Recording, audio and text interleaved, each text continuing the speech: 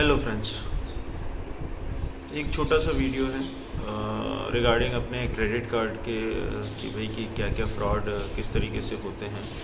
तो अभी रिसेंटली मेरे कार्ड के साथ एक फ्रॉड हुआ है जिसमें कुछ इंटरनेशनल ट्रांजैक्शन हुए हैं। और इंटरनेशनल ट्रांजैक्शन में अक्सर यही होता है कि उन पे OTP नहीं आता है आपको।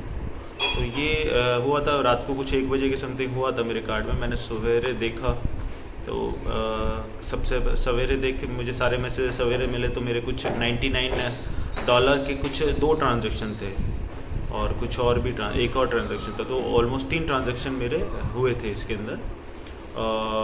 तो इमीडिएटली मॉर्निंग में मैंने देखा तो सबसे पहले काम वही किया भाई कि इसके कस्टमर केयर को। लेकिन RBL बैंक का जो कस्टमर केयर है भाई साहब सबसे वर्स्ट कंडीशन। इन लोगों के पास इन लोगों ने कहा है इनके सेटिंग में है भैया कि आपके साथ कोई फ्रॉड हुआ है तो आप वो बटन यूज़ करो। बट वहाँ जाके पता चलता है कि ये सिर्फ और सिर्फ इमरजेंसी केस में है, जबकि आपका कार्ड स्टोल हुआ है या चोरी हो गया है उस केस में। आपके साथ फ्रॉड हुआ है उसके लिए कोई IVR नहीं है इसके अंदर। तो फाइनली मैंने ट्विटर पे उन लोगों को किया है, फिर एनी हाउ काफ़ी देर कोशिश करने के बाद उनके कस्टमर केयर से मेरी बात हुई। ऑलमोस्ट 1 घंटा मैंने स्ट्रगल किया, उसके बाद इनके कस्टमर केयर से मेरी बात हुई है और कस्टमर केयर ने फाइनली मेरा कंप्लेन रजिस्टर कर दिया है। तो देन इसके बाद वो कंप्लेन वहाँ रजिस्टर हो चुकी है और उसके इमीडिएट बाद ही मैंने एक FIR भी किया है। FIR इन द सेंस जो साइबर क्राइम सेल है उसमें कंप्लेन किया। बेसिकली साइबर क्राइम का सीन है तो उसका एक पोर्टल है, नेशनल साइबर क्राइम पोर्टल है। तो मैंने उस पर जाके एक अपना कंप्लेन रजिस्टर कर दिया।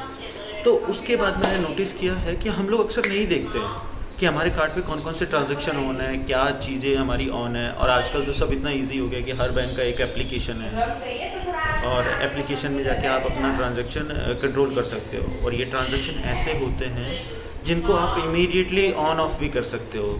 जैसे कि मैंने अभी जस्ट अपने सारे इंटरनेशनल ट्रांजैक्शन जितने भी कार्ड्स थे उन सब पे बंद कर दिए हैं और उन सब की लिमिट भी मैंने काफ़ी हद तक कम कर दिया। तो डोमेस्टिक और इंटरनेशनल दोनों ही। और अभी मैं वैसे भी कार्ड यूज़ नहीं कर रहा हूँ, बाहर यूज़ नहीं कर रहा हूँ, तो मैंने अपने सारे कार्ड्स का डोमेस्टिक और इंटरनेशनल दोनों बंद कर दिए।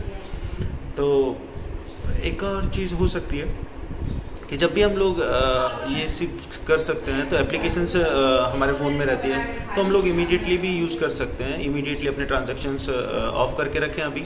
और जब भी हम लोग कोई यूज़ कर रहे हैं या कोई इंटरनेशनल उसका ऑनलाइन ट्रांजैक्शंस या POS ट्रांजैक्शन ये सारी चीज़ें जब भी हम यूज़ करना चाहें उसको इमीडिएटली ऑन कर लीजिए और उसके बाद यूज़ कर लीजिए। ये बेसिकली बेस्ट तरीका है अभी, क्योंकि राइट नाउ जितना हम लोग ऑनलाइन हो रहे हैं चीज़ें उसी हिसाब से फ्रॉड भी उतने ही ज़्यादा बढ़ रहे हैं। इवन उस बंदे ने मैंने जब कार्ड मेरा ब्लॉक कर दिया था इमीडिएटली मॉर्निंग में, बट उसके बाद उसने 10 बजे फिर से ट्राई किया।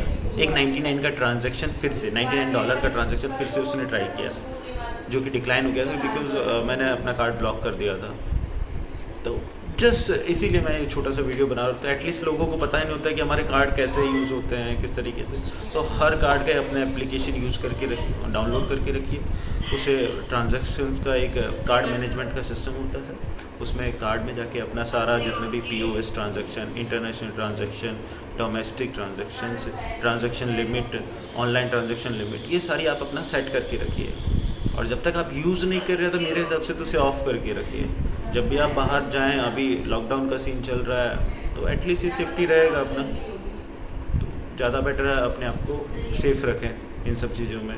अभी पता नहीं है मुझे कि क्या होगा, मेरे को चुना लगा है उसका। तो लेट्स सी, देखते हैं क्या रहता है। तो स्टे सेफ। तो वीडियो पसंद आया हो तो do hit like and subscribe my channel. Thank you so much.